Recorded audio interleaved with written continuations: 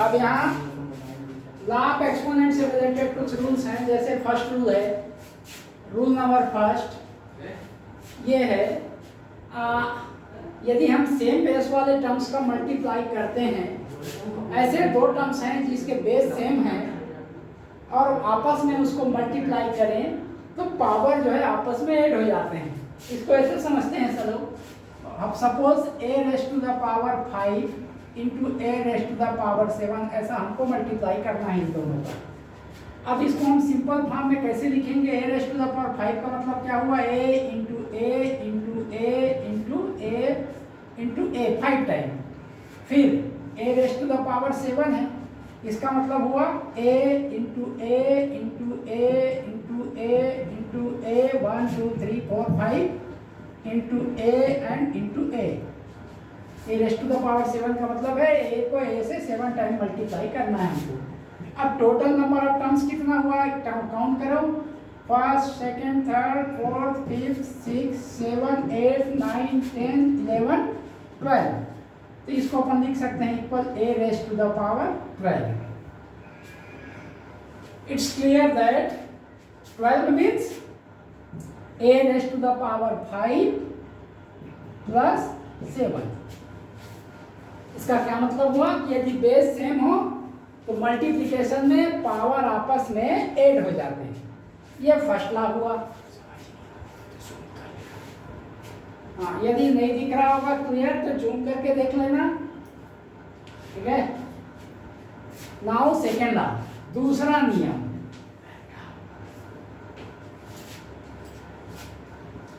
यदि base same हो तो डिवीजन में क्या करते हैं अपन? एग्जांपल लेके समझते हैं। मान लो हमको a raise to the power 7 divided by a raise to the power 5 का इसको सिंप्लीफाई करना है, इसको हल करना है। तो क्या करेंगे अपन? In general a raise to the power 7 means a into a into a into a 7 time into a 1 2 3 4 5 6 1 more into a. Now divided by a raised to the power 5. It means a into a into a into a into a 5 time. अब देखो, जैसा कि तुम पहले ही पढ़ चुके हो गए, you already study about the law of cancellation. Terms cancel कब होते हैं? देखो, इसको अपन डिनोमिनेटर हिंदी में अंश कहते हैं और इसको अपन डिनोमिनेटर हिंदी में हर कहते हैं।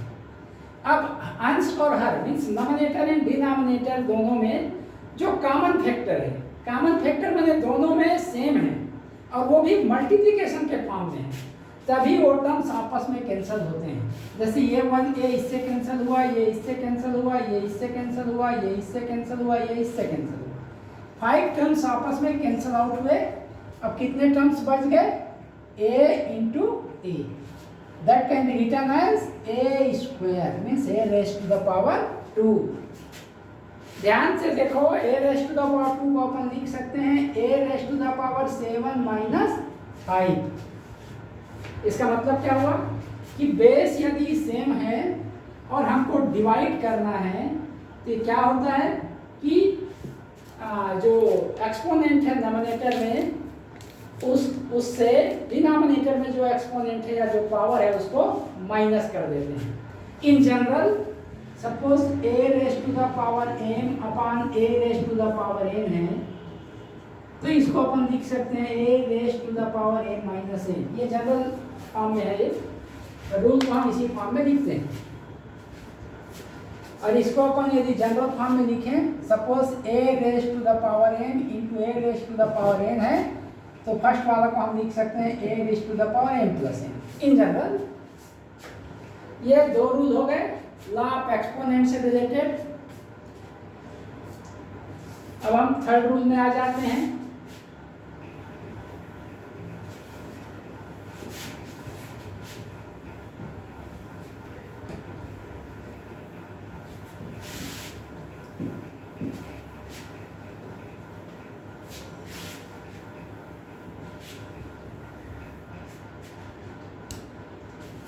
तीसरा लॉ ऑफ एक्सपोनेंट से रिलेटेड तीसरा नियम या third rule of law of exponent. यहाँ पे भी देखो, सपोज हमको सिंप्लीफाई करना है a raise to the power 5 whole raise to the power 3। In general इसको अपन सिंप्लीफाई करेंगे तो मैथमेटिकल रूल के हिसाब से इसको अपन क्या लिखेंगे कि a raise to the power 5 3 time a raise to the power 5 into a raise to the power 5 into a raise to the power 5। ये पावर 3 है, इसका मतलब a raise to the power 5 का इसी के साथ 3 टाइम हमको मल्टीप्लाई करना है। अब फिर से इसको एक्सपांड करो, a raise to the power 5 का मतलब है a into a into a into a 5 time 1 2 3 4 5। फिर ये वाला है तो फिर इसको ऐसे लिखो a into a into a into a into a 5 time, again 5 time a into a into a into a into a। तो टोटल कितने टाइम्स हो गए? ये रूल आया कैसे, ये बताने की कोशिश कर रहा हूँ मैं। 1 2 3 4 5 6 7 8 9 10 11 12 13 14 15, मतलब कितने बार आ गया a raise to the power 15। अब इसको अपन लिख सकते हैं a raise to the power 5 into 3। In general a raise to the power m whole raise to the power n है, तो हम इसको लिख सकते हैं a raise to the power n into n। तो थर्ड ला क्या है, यदि एक्सपोनेंट का फिर से एक्सपोनेंट हो या पावर में फिर पावर हो तो सिंप्लीफिकेशन के समय पावरों का आपस में मल्टीप्लाई कर देते हैं। a raise to the power 5 whole raise to the power 3 है, मतलब a का पावर 5 और उसका पावर 3 है या घात 3 है, तो इनको जब हम सिंप्लीफाई करेंगे तो a raise to the power 5 into 3 means a raise to the power 15 लिखेंगे। ये तीसरा रूल हो गया। अब तुम्हारे बुक में यदि और कुछ नियम दिए होंगे तो अब a raise to the power 0 का सेंस कैसे निकालेंगे? देखो, किसी भी टर्म्स का पावर यदि 0 है तो उसका क्या मतलब होता है?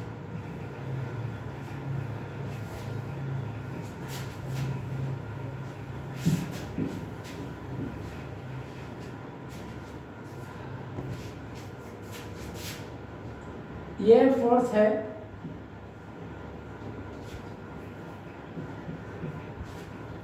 देखो मान लो a raise to the power m upon a raise to the power m है, तो इसको हम क्या लिख सकते हैं a raise to the power m minus m। Base same है, डिवाइड करने पे पावर माइनस हो जाता है, माने m minus m, a raise to the power m माइनस। इसका क्या मतलब हुआ a raise to the power 0, और ये सेम है, ऊपर नीचे डिनोमिनेटर एंड डिनोमिनेटर दोनों सेम है, तो आपस में कैंसल आउट हुआ और कैंसल आउट होके क्या आ गया 1। इसका मतलब क्या होता है कि किसी भी टर्म्स का यदि पावर 0 है तो उसका वैल्यू या after simplification we get 1। If exponent या power of any terms is 0, then it can be written as 1. It means a raised to the power 0 equal 1. किसी भी टर्म्स का यदि पावर 0 है तो हमेशा इसका वैल्यू 1 ही होगा। और तुम्हारे बुक में कुछ नियम दिए होंगे। हाँ, देखो अब एक और है, फोर्थ नियम है। मान लो अपन 1 upon a raise to the power m है, मान लो, तो इसको कैसे अपन ऊपर ले जाने पे माइनस m होता है, और क्यों होता है ये बताने की कोशिश कर रहा हूँ मैं। 1 को अपन क्या लिख सकते हैं a raise to the power 0, किसी का भी पावर 0 है उसका मतलब होता है उसका वैल्यू 1 है, और यहाँ पे 1 को हमने लिख दिया a raise to the power 0 और नीचे में है a raise to the power m। अब हम क्या पढ़े हैं कि बेस सेम होने पर यदि अपन डिवाइड करते हैं तो पावर माइनस हो जाता है, तो इसको अपन लिख सकते हैं a raise to the power 0 minus m। अब 0 में m को माइनस करेंगे तो हमको क्या मिलेगा a raise to the power minus m। It means 1 upon a raise to the power m can be written as a raise to the power minus m। यदि नीचे में कोई टर्म्स है उसको यदि डिनोमिनेटर में ले जाते हैं तो पावर जो है वो निगेटिव हो जाता है, माइनस हो जाता है। ये फिफ्थ रूल हो गया। सारे रूल को नोट करके रखना है और समझना भी है। यदि ये नियम कैसे आए ये यदि तुमको समझ में आ जाता है तो क्वेश्चन के सिंप्लीफिकेशन बहुत इजी होगा, तुम इजीली किसी भी क्वेश्चन को सिंप्लीफाई कर सकते हो। ये कुछ नियम थे और एक और रूल दिया है तुम्हारे लिए, उसको भी देख लेते हैं। One more law which are given in your book, it is necessary to see that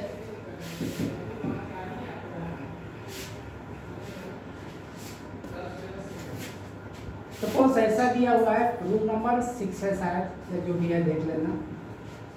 यहाँ पे a into b whole raised to the power 6 है। अब इसको भी कैसे आया चलो देख लेते हैं। इसका मतलब क्या होता है कि ए बी के साथ 6 टाइम हमको मल्टीप्लाई करना है। तो ये इसको अपन लिख सकते हैं a b into a b into a b into a b 1 2 3 4 into a b into a b 6 time हो गया। A b whole raised to the power 6, it means a b को ए बी के साथ ही हमको 6 time multiply करना है। अब यहाँ पे